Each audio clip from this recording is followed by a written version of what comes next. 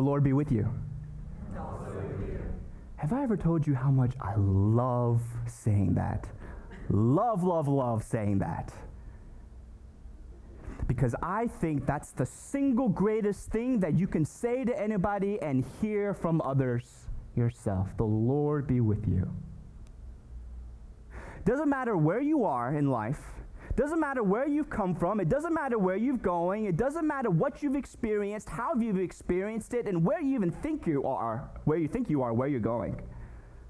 The matter of fact truth is that the Lord is with you. But with that being said, let's talk about who this Lord is exactly. Let's talk a little bit about who it is that we say or claim is going with you and with me. Because I think if we knew, in the fiber of our being and at the core of who we are, knew who this Lord really is as it is depicted in this particular passage of Isaiah 6, we would have a newfound appreciation for that saying. And we wouldn't say it as flippantly as maybe we're used to hearing it. With that, and the way that I'm going to talk about this newfound appreciation for that phrase is by looking at Isaiah 6 through three visions. The vision of God, the vision of self, and the vision of mission or calling. Okay, so we're going through this series called River Road Top 10, where you get to pick your favorite Bible passages for the week, and apparently Isaiah 6 was someone's favorite. Now let me just wrap my head around this real quick. Out of 66 books and some 1,189 chapters and some 31,000 verses, by the way, I had to look that up. I didn't just know it offhand. This is someone's favorite? This is someone's favorite. And when I mean favorite, I don't mean, favorite movie or favorite ice cream or favorite color. But when I mean favorite as in you believe this to be a real description of reality. And this motto, this phrase that Isaiah says for himself, "Here am I, send me," becomes the motto and the banner for your life. That's what you mean by favorite. If that's your favorite, and I don't want to, have everyone raise their hand or someone raise their hand, but if that's your favorite, please come talk to me after the worship service in my office. Because if you can say that this is your favorite, or even say that you're learning for this to be your favorite, I want to sit down with you because you hold the secret to holiness and discipleship. And I want to learn from you. But we're going to come to a newfound appreciation for the Lord after this passage. So don't get me wrong, though. I'm learning to love Isaiah 6. It's becoming one of my favorite passages. But the reason why, and honestly, it frightens me terribly, is because of the way that God is described in this passage and in passages like Revelations 4, that depict who God is really like. The Bible becoming the authority of who God is and the description of the spiritual reality that is both undercurrent and above us. This is what it says who God is. And this breaks every casual and nonchalant and superficial Christian bone in my body because of the awe and reverence that I must hold after I believe this to be true. Verse 1, in the year of King Uzziah died, I saw the Lord sitting on a throne high and lofty, and the hem of his robe filled the temple. Let's just stop right there and just unpack that and just revel in what just happened. Isaiah saw the Lord and lived to tell about it. This is something that only a handful of people in all of history can say that they have claimed and lived. Even Moses, known as the friend of God, the one whom God personally spoke, second only to Jesus as the greatest leader in all of Scripture, didn't even get to see the face of the Lord. In fact, he wanted to, right? So he looked up at God and said, God, why don't you show me your glory? And God was like, Are you serious? This is what I am going to do for you, though. I'm going to come down. I'm going to put my hand over your face so that you can't see me. And as my glory passes by, I'm going to show you my backside. That's how unworthy you are, and that's how awesome I am. That's how awesome God is. God was too holy to be casually approached. And this was the concept that all Israelites had back then. Too awesome, too great. And just to give you another illustration of this, how many of you know the place called the Holy of Holies, or the most high place? So in the tabernacle or in the temple of Jewish culture, there's this inner room, in like the most inner room, the central place of the temple, where only the high priest once a year gets to approach and perform cleansing acts. Actually, the high priest had to perform cleansing acts for himself even before being able to enter, and then perform other rituals for the Day of Atonement, or Yom Kippur. Now, what's interesting was what they got to wear. Okay? They had to wear a rope around themselves. Right? And the reason why they wear a rope around themselves is because if they died, if they were found unclean by God, or they messed up in some sort of ritual, right, they had to be dragged out by others because God would strike them dead right then and there. They even had bells on their heels or their ankles so that other people could hear whether they were still alive inside the temple, because no one else was allowed to approach that temple inside the Holy of Holies. If you've seen me at the 8:30 or the 9:30 service, I wear an alb and I have a rope around me as well. I hope that's not what that means, but it does put me in my place when I do think about that. Not even the angelic beings, these seraphs, these beings with 6 wings, could see the Lord.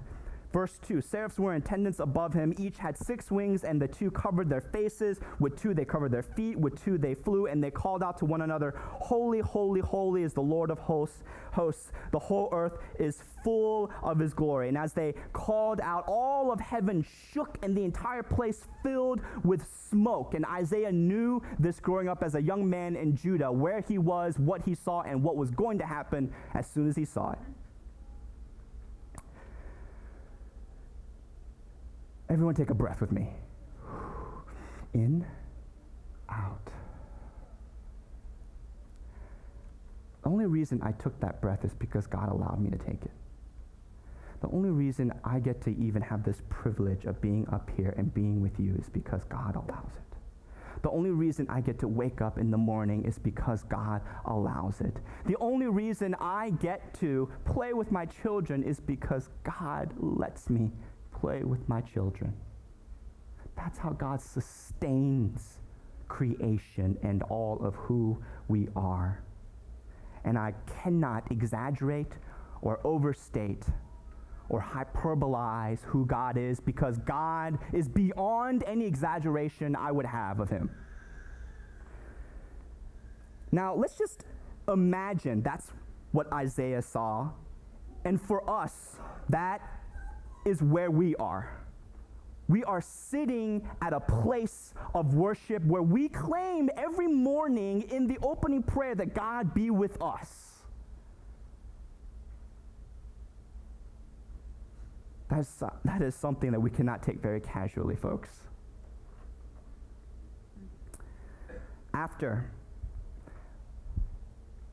one more tidbit, and I didn't realize that I would be saying this in my ministry, but I think after reading this passage, I will.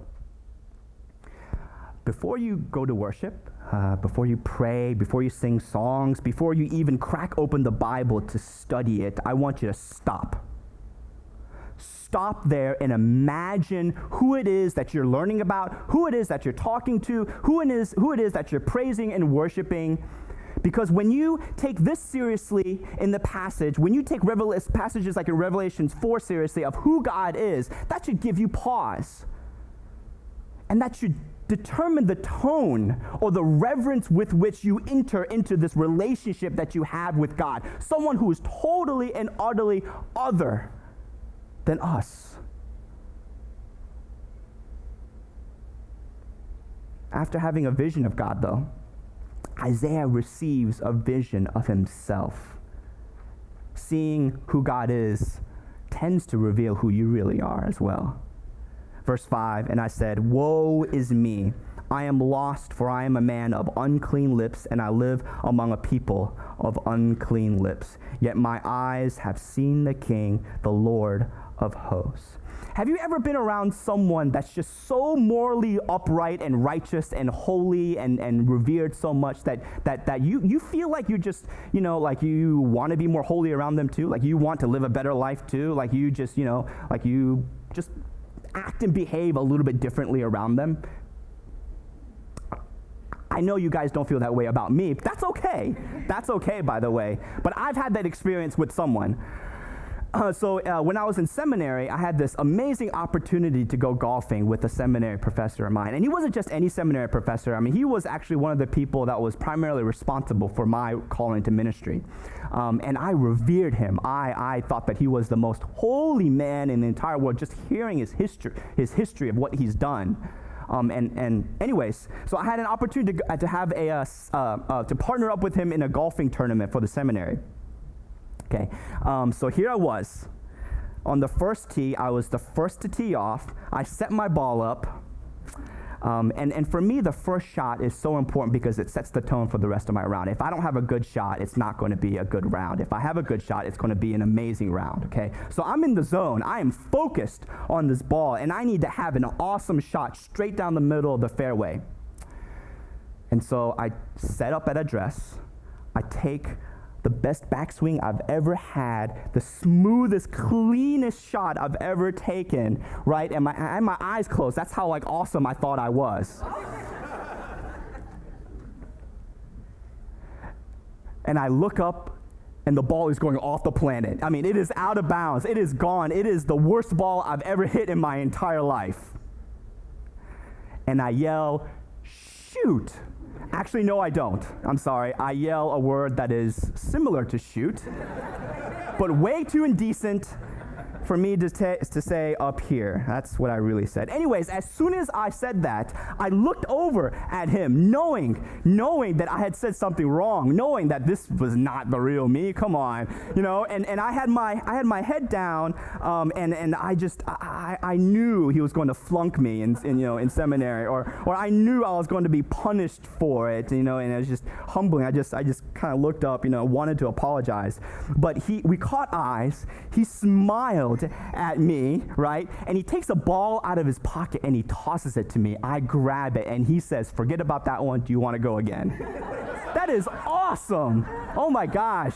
I totally messed up that shot too, and his ball, and I had the worst round ever, but it doesn't matter because I still had an amazing time after that sincere act of grace and forgiveness. I mean, he just made me feel like I was on cloud 9 after that. Isaiah saw how much of a sinner he was when he saw the Lord. Compared to the worthiness of God, he was unworthy. Compared to the purity of God, he was unclean. Compared to the holiness of God, he was a sinner. And as a consequence, he should have died. We are sinners too. And as a consequence, we should have died. Romans 6. For the wages of sin are death. But something else happens, doesn't it? Something awesome happens.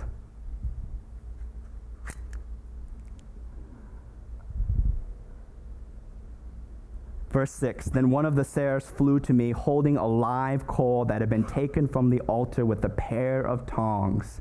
And the seraph touched my mouth with it and said, now that this has touched your lips, your guilt has departed and your sin is blotted out. This is a legitimate piece of coal, by the way. This is not some, fancy molded brisket that you use from... This is a petrified piece of wood. But just imagine this for a second. This is hot and on fire, crackling. I mean, this will cook a steak in about 10 minutes to well done. I mean, you all know, I know you barbecue during the summer. You don't want this anywhere near your face. You especially don't want this touching your lips because you know exactly what this will do to you. This will burn. And yet that's what happens. God uses this object to clean and to make righteous Isaiah by touching it on his lips. During World War II, England needed to increase its production of coal. Winston Churchill called together all the labor leaders to rally their support. And at the end of his presentation, he asked them to imagine in their minds a parade that would happen in Piccadilly Circus after the war. And as he started describing this parade, Churchill said, first would come the sailors who had kept the vital sea lanes open. Second would come the soldiers who had come home from Dunkirk and then gone on to defeat Rommel in Africa. And third would come the pilots who had driven the Luftwaffe from the sky. Last of all, he said, would come a long line of sweat-stained, soot-streaked men in miner caps, and someone would cry out from the crowd, "Where were you during the battle, during the critical days of our struggle?" And from 10,000 miners and from their lips would come an answer, "We were deep in the earth with our faces to the coal." Not all jobs are glamorous, but it's the people with their faces to their coal that get the mission accomplished, that get the job done. After the coal touches his mouth, his guilt is gone and his sin is atoned for. You know, the notion of purity and holiness dramatically shifts after this moment. Before this point in Israel, one had to become holy, to become ritually cleansed before entering into a sacred place. For example, when Moses climbed Mount Sinai, before he could have a legitimate conversation with God, God told him to take off his sandals because you were standing on holy ground. There were rituals, chants, and sacrifices that you had to make in order to make yourself clean and pure before God. But something changes here. Isaiah, knowing he is unclean, knowing that he has not yet purified himself to be worthy enough to enter God's presence, it's God that touches him. It's God that reaches out to him. It's God moving to where he is that makes him clean. Your righteousness, your worth, your purity, who you are, does not depend on what you do or how you do it. It depends on who God is and what God has done. This could be called grace. But all of the places to touch, why the lips? It would make sense that God would want to clean his mouth if he was going to use him as a prophet.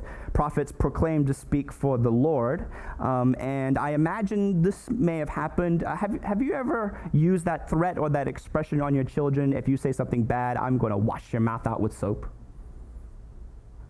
All right. None of you, good, because that is cruel and unusual punishment for anyone to do, and I totally disapprove of actually doing that. And especially won't work on Micah because he will just chew on a piece of soap all day long. Something about Irish Spring tastes really good. Anyways. Perhaps that's why God touches Isaiah's lips, because his words will need to be cleansed before he can speak up with God. But you know, I can't help but think of it this way. And feel free to squirm in your seats after I say this. I bet this is the closest thing that we get to what it feels like to be kissed by God. Uh-oh, he's talking about kissing. That's okay, this is a PG-13 sermon. If you can just set aside those notions, Hollywood and romantic notions of kissing, Casablanca, Gone with the Wind or whatever, just set those aside and understand where kissing comes from and the way kissing is portrayed in Scripture, you will know that it's a sign act of agreement or reconciliation or blessing. So in the story of Joseph, after revealing to his brothers who he really is, after they had sold him into slavery when he was just itty-bitty, he had all the right to enact revenge on him, and what does he do? He goes out to them, reveals to them who he really is, embraces them, and gives them a kiss. The prophet Samuel anointed Saul to be the first king of Israel by pouring a flask of oil over his head and kissing him. In the story of the prodigal son, y'all know this story? The prodigal son just asked for his inheritance as an offense to his father, spends it all on debaucherous living, and then wants to come back home, with his tail between his legs, thinking that if he can at least just be a slave to his father. But his father sees him off in a distance, and he's so excited to see him. He's so in love with his son, knowing, so glad that he's able to come back. What does he do? He runs out to him. He embraces him. He robes him with his favorite robe, with the best robe that they have. And what does he also do? He kisses him as a sign of healing and reconciliation. Do you know how we got those XOs at the end of letters to signify kisses and hugs? I used to do that in middle school. I'm sorry, I still do that. Anyways, so in the Middle Ages, most people were illiterate. They didn't know how to write, and so the best thing that they could do by signing at the dotted line was to put an X. But as a signal of their commitment, of their contractual agreement to what they just signed, they would actually kiss the document and say that this is what I'm bound to, an obligation to this contract. So imagine this with me. You enter the throne room of God. You see him in all of his glory, majesty, power, holiness, and as a result, you see yourself as a sinner, unworthy, despicable, and undeserving to be in the presence of God. And Isaiah says, "Woe is me, I am dead." But God comes down to you and gives you the greatest kiss you've ever received. This is no ordinary smooch. This could be called grace. And this is the only type of kiss that actually transforms people's lives from "I'm dead, woe is me" to "Here I am, send me." That is some kiss, y'all. Verse 8, then I heard the voice of the Lord saying, "Whom shall I send, and who will go for us?" And I said, "Here am I, send me." After Isaiah gets a vision of God and then a vision of himself, he now gets a vision for his calling, his vocation. Thomas Merton, the Catholic author and Trappist monk, once said, "Our vocation is not a supernatural lottery, but an interaction of two freedoms or two loves. It is hopeless to try and settle the problem of vocation outside the context of friendship and love. We speak of providence as if it's a philosophical term, but the Bible speaks of our Father in heaven. Providence is consequently more than an institution. It is a person. More than a benevolent stranger, he is our Father. And even the term Father is too loose of a metaphor to contain all the depths of mystery, for he loves us more than we love ourselves, as if we were himself. He loves us moreover with our own wills, with our own decisions. How can we understand the mystery of our union with God, who is closer to us than we are to ourselves? It is his very closeness that makes it difficult for us to think of him. He who is infinitely above us, infinitely different from ourselves, infinitely other than we are, holy, holy, holy, nevertheless dwells in our souls, watches over our every moment, and lives our lives and loves us as if we were his own. I love that quote. Do you know why bishops and district superintendents and Methodist pastors, any pastors for that matter, love to hear that phrase, love to hear that response from people, bosses even? Here I am, send me. Because that phrase becomes not just an indication of obedience, but it becomes a sign of love, a confession of love and of trust. You know, the greatest example I have of this kind of love and trust was when I was a Sunday school teacher, and my kids were always willing to volunteer, and I love that. I mean, even before I told them about what they had to do, they were just willing to say, can anyone help? Absolutely, I want to go. And I had to compete. I mean, they were all competing to help out, and I was like, okay, help me fold the chairs. And they're like, okay. Grumbling, and yet they would still do it. I think the reason why they were so willing to help out is because I was doing it with them. Because I was making it fun for them, because I was willing to be with them from the beginning all the way to the end of it. Not that they were going instead of me, but that they were doing these things with me. The mark of a great church is not in its seating capacity, but in its sending capacity. Let me say that one more time. The mark of a great church is not in its seating capacity, but in its sending capacity. We are the only institution in the world that exists for the sole benefit of other people, not us. And it doesn't matter how many people, let me just take that back. It does matter how many people sit here, but it doesn't matter as much as how many people are out there serving the poor, feeding the hungry, visiting the sick, helping the community. That's what's important. That's the indication of a vital and of a great church. In Scripture, the word to send actually has a very particular meaning, and I love this meaning. It actually means to stretch out. To send actually means to stretch. When God sends you out, you become an extension of God's self to others. In effect, you become God's hands and feet reaching out to others. How many here want to become the hands and feet of God? Every single one of you. But you know what's awesome about that? The awesome thing about that is that you don't go alone. God goes with you. In fact, God leads you into these places to where God is already doing God's work. So I think a better translation, and this is how it reads in the Hebrew of verse 8, goes like this. Then I heard the voice of the Lord saying, whom shall I bring along? And who will go with us? The question is where? Where are we going? Look at Jesus' ministry in the 3 short years that he had. Where did he spend his time? With who? What did he do? Who did he hang out with? There's your answer right there. Answer to where? My hope and my prayer for you and for me as well, especially during this season of transition, is that you will be willing to go wherever God sends you. But more than that, you will realize that it is God that goes with you.